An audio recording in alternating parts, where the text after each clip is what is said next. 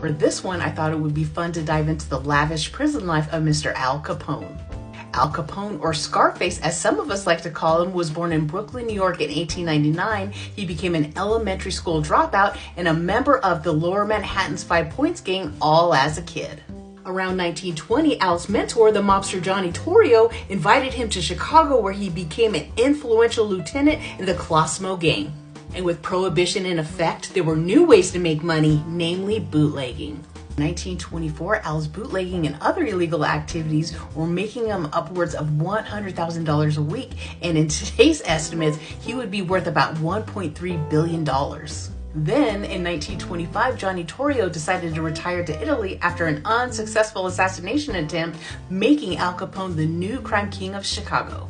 Scarface, as I think he deserves to be called now, ran Chicago with gambling, prostitution, and bootlegging rackets, but he very much wanted to expand territory by taking down rival gangs.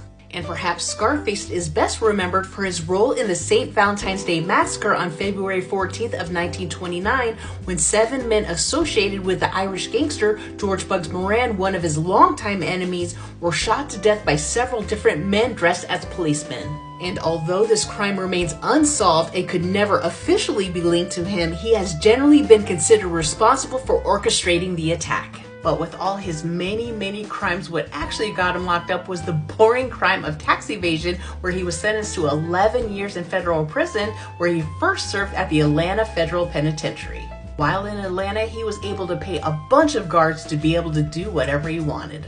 While there, his cell was furnished with expensive items, including personal bedding, carpet, and a radio. On top of all of that, many of the guards would sit with Capone to listen to their favorite radio shows. In addition, he was given unlimited access to the warden at the Atlanta Federal Penitentiary and was said to always have large amounts of cash on hand hidden in his cells so he could always tip the guards who helped him out. But all of that changed in August of 1934 when he was relocated to America's newly opened Alcatraz Island Federal Penitentiary without notice. And I must say, he did put in a valiant effort to get in good with guards, but they weren't taking the bait. And he said, "It looks like Alcatraz got me licked." Ended up being treated like all the other inmates, and one time he was stabbed with a pair of scissors while waiting for a haircut.